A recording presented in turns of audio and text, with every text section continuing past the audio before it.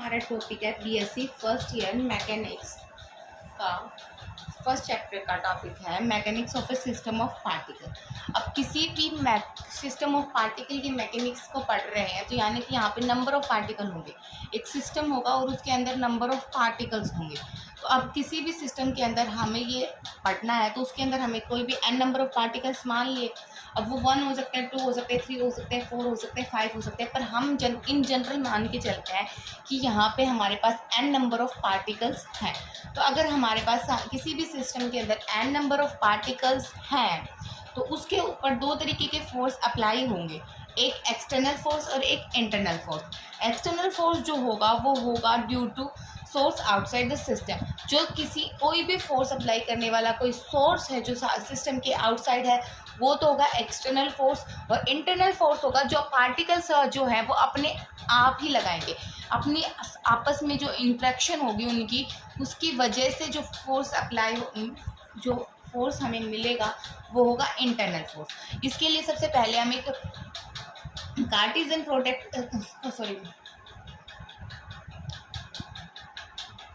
हम सबसे पहले एक एक्स वाई जेड प्लेन ले लेते हैं। एक्स वाई जेड के प्लेन के अंदर n नंबर ऑफ पार्टिकल्स होंगे यहाँ पे। अब यहाँ पे हमारे पास n नंबर ऑफ पार्टिकल होंगे। हम इन जनरल पढ़ रहे हैं, सबसे पहले हम कोई भी एक पार्टिकल मान लेते हैं। Let this is the particle, इसका मास है m1 और इसका हमने कोई पोजीशन वेक्टर ले लिया है जिसका पोजीशन वेक्टर का नाम दे दिया हमने r1। ऐसे ही हम यहाँ पे कोई m2 पार्टिकल मान लेते हैं जिसका मास है m2 और जिसका पोजीशन वेक्टर है r2। ऐसे यहाँ पे n नंबर ऑफ पार्टिकल होंगे तो यहाँ पे n number of particle just यहाँ पे भी होंगे। इसके बाद में इन सभी पार्टिकल्स का एक सेंटर ऑफ मास होता है। तो ये हमने 12th में भी पढ़ा था, 11th में भी पढ़ा था। तो यहाँ पे हमने कोई मान लिया कि यहाँ पे कहीं पे इन सभी पार्टिकल का यहाँ पे कोई सेंटर ऑफ मास एक्ट कर रहा है, ठीक है, जिसका मास है c और जिसको हमने पोजिशनल वेक्टर दे दिया है r, ठीक है। अब इसके लिए अब नॉर्मली हमें इसको पढ़ना है कि इसके ऊपर क्या चल रहा है। तो अब इसके लिए अकॉर्डिंग टू न्यूटन्स हमारा सेकंड लॉ, हम न्यूटन सेकंड लॉ के अकॉर्डिंग बोल सकते हैं कि F जो होता है वो क्या होता है dp/dt। हमारे पास F क्या होता है dp/dt।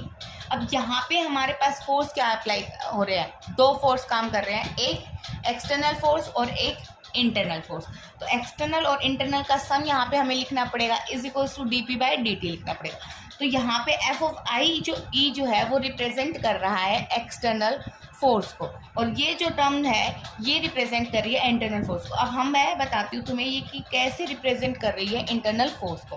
तो यहाँ पे जो टर्म है f ऑफ ji, इसका मतलब है कि जो इंटरनल फोर्स है वो ith पार्टिकल के ऊपर जो jth पार्टिकल लगा रहा है उस फोर्स को हम रिप्रेजेंट करें। अब यहाँ पे ऐसा तो होगा नहीं कि सिर्फ ith पार्टिकल के ऊपर jth पार्टिकल ही अप्लाई करेगा। यहाँ पे कोई फर्स्ट पार्टिकल होगा, सेकंड पार्टिकल होगा, थर्ड पार्टिकल होगा, फोर्थ पार्टिकल होगा, फिफ्थ पार्टिकल होगा, वो सारे आपस में एक दूसरे के उसके ऊपर फोर्स अप्लाई करेंगे। तो इस वजह से यहाँ पे हम इस पार्टिकल के लिए क्या करना पड़ेगा, हमें समेशन अप्लाई करना पड़ेगा। Summation of j is equals to 1 j not equals to i f of ji। तो इसके लिए हमें जो लाइनिंग लिखनी पड़ेगी कि हम पेपर के अंदर कैसे लिख के आए इस बात को कि भाई यहाँ पे jth पार्टिकल के ऊपर सिर्फ ith पार्टिकल फोर्स नहीं लगा रहा है, सारे लगा रहे हैं। तो जो ऑल पार्टिकल हैं वो exert force on one another, so the force act on ith particle due to the rest of the particle is the sum of the force of the other particle। यानी कि जो सारे particle हैं वो exert करेंगे force एक दूसरे के ऊपर, तो ith पार्टिकल के ऊपर भी सारे के सारे अप्लाई करेंगे। तो इसके लिए हमें जनरली इसको कैसे रिप्रेजेंट कर सकते हैं, summation of j is equals to 1 to. अब हमने कंसिडर किए थे n पार्टिकल, तो n पार्टिकल यहाँ पे j की वैल्यू आ गई है। अब j not equals to i लिखा गया है यहाँ पे j not equals to i इसलिए लिखा गया है क्योंकि भाई अगर i ही i के ऊपर फोर्स लगाएगा तो वो हो जाता है 0, यानी कि force on itself is identical and which is equals to 0।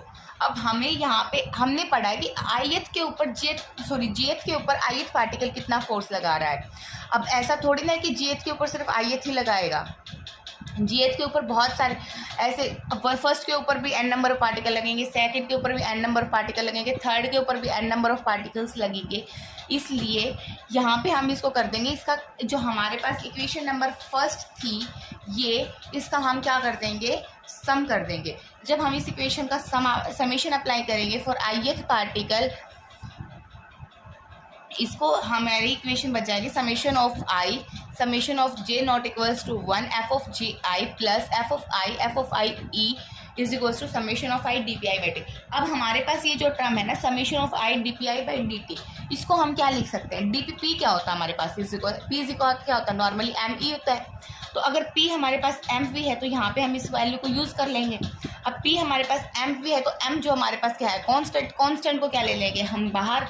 जैसे ही हमारे पास कांस्टेंट क्या आया, बाहर आया, तो हमारे पास m i d v i by D t होगा। हमारे पास नॉर्मली वी क्या होता है, d r by D t. हमने mechanics of a system of particle में भी पढ़ा था कि वी क्या होता है, d r by D t. तो इसकी वैल्यू जो हम इस इक्वेशन में यूज़ कर लेंगे तो हमारे पास आ जाएगा summation of I M D square R by D T square. हम इसको रीअरेंज करके लिख सकते हैं कि summation of I D square R by D T square M of I R. इस समेशन को हम अंदर ले जाएंगे और डिफरेंशिएशन को बाहर ले आएंगे, तो D square D T by square summation of M I R I. ये हमारे पास ये जो वैल्यू है, इस वैल्यू को अब हम हमारे पास इक्वेशन नंबर जो सेकंड थी इसके अंदर पुट कर देंगे।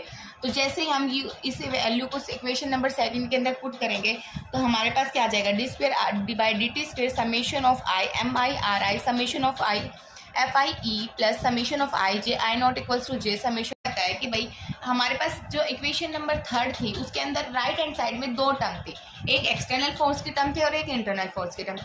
इंटरनल फोर्स की टर्म को जनरली हम एफ ऑफ ई की तरह रिप्रेजेंट कर सकते हैं, और जो हमारे पास जो दूसरी टर्म थी वो थी summation of I J I not equals to J summation of J i, जिसको हम ये नॉर्मली इक्वल इसके भी या तो जी आई थे जे पे लगाए या जे आई पे लगाए, बात तो एक ही है। तो इसको हम एक दूसरे के इक्वल रख सकते हैं। जैसे हम एक दूसरे के इक्वल रखेंगे तो इस इन जनरली इसको क्या लिख सकते हैं, इस जो हमारे पास जो टर्म आई है इसको हम लिख सकते हैं half of summation of I J I not equals to J summation of J I plus summation plus F of I J is equals to 0। अब बात आती है कि यहाँ पे हमने हाफ क्यों लिखा। हाफ इसलिए लिखा गया है ताकि जैसे एक बार जो फोर्स है वो रिपीट ना हो, जो कि यानी कि 1 के ऊपर जो 2 लग रहा है और 2 के ऊपर 2 1 के ऊपर लगा रहा है, ये जो दोनों हैं ये आपस में रिपीट ना होए। यानी कि दो फोर्सेस जब आई जे का लिखेंगे तो यहाँ पे जे आई भी और आई जे भी है, ये आपस में एक दूसरे के ऊपर लगा रहे हैं ताकि ये रिपीट ना हो और हमारे पास सही टर्म आए, इसके लिए यहाँ पे हम हाफ लेंगे। अब ये हाफ इधर जाएगा तो क्या हो जाएगा, 0 बन जाएगा। और हमारे पास जो एफ ऑफ आई जे होता है वो क्या होता है, normally Newton second third law के according equal and opposite force लगते हैं, बट मैग्नीट्यूड के अकॉर्डिंग इक्वल एंड अपोजिट लगते हैं। वैसे डायरेक्शन इनकी क्या होती है, नेगेटिव होती है। तो इसको एफ ऑफ आई जे आई जो हो जाएगा, जे आई जो है वो माइनस ऑफ एफ आई जे के इक्वल हो जाएगा। अब हमारे पास ये जो टर्म बनी है ये क्या इसके ऊपर हो जाएगी, 0 हो जाएगी। अब एक हमारे पास ये टर्म आ गई जो एक्सटर्नल इंटरनल फोर्स की है और एक हमारे पास आई थी एक्सटर्नल फोर्स की। वो दोनों की दोनों टर्म को हम जब हमारी इक्वेशन नंबर थर्ड में पुट करेंगे तो हमारे पास इक्वेशन नंबर थर्ड क्या बन जाएगी, D square by D T square summation of I F M I R I is equals to F of E which is equation number 6 and this is also known as the equation of a motion of a system of particle. अगर हमारे पास question आता है कि discuss the mechanics of equation of a system of particle तो हम यहीं तक करेंगे। पर अगर कई बार हमारे पास पूछ लेता है कि centre of mass of a system of particle बताओ, तो अगर हमारे पास centre of mass of a system of particle आता है तो हमने अभी थोड़ी देर पहले ही पढ़ा था कि सेंटर ऑफ मास क्या होता है, इन सभी का सम होता है जिसको हमने सी से रिप्रेजेंट किया था उसके मास को और आर उसका पोजीशन व्यक्त कर लिया था। तो यहाँ पे हम क्या नॉर्मली आर कोई वेक्टर ले, आर जो हमारा उसका पोजीशन वेक्टर है उसको हम कैसे लिख सकते हैं, m I R i plus M2 R2 plus M1 R1 up to सोन M1 प्लस M2 M। अब M1 प्लस M2 M क्या है, sum of all the particle, sum of the mass of the all particle है। उसको complete को कैसे एक capital M से रिप्रेजेंट कर सकते हैं। और इसको हम पहले जनरली समेशन ऑफ मास कैसे रिप्रेजेंट कर सकते हैं, summation of I summation of I is equals to 1 up to सोन एन, क्योंकि यहाँ पे हमारे पास क्या थे, एन नंबर ऑफ पार्टिकल थे, तो i is equals to 1 to n m I R i upon में summation of I is equals to 1 to n. तो यहाँ पे वही क्या है, सम, ये क्या है, सभी पार्टिकल के मास का सम है, तो इसको क्या लिख लेंगे, एम कैपिटल एम, और ये हमारे पास एक टर्म आ जाएगी। अब इस ये जो टर्म है इसको हम किसके इक्वल लिख सकते हैं, एम ऑफ आर।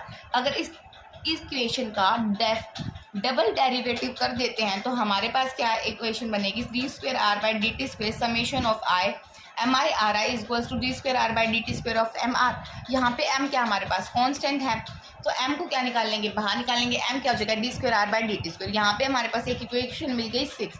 अगर इस इक्वेशन को हम equation of the system of particle से कंपेयर करते हैं, यानी कि हमारी इक्वेशन तो अगर हम इन दोनों इक्वेशंस को कंपेयर करते हैं तो हमारे पास जो आती है इक्वेशन आती है वो आती है M d square r by dt square is equals to f of e, and this is the equation is which is known as equation of a motion of the center of mass of the system of n particle। यहाँ पे हमारा topic होता है finish.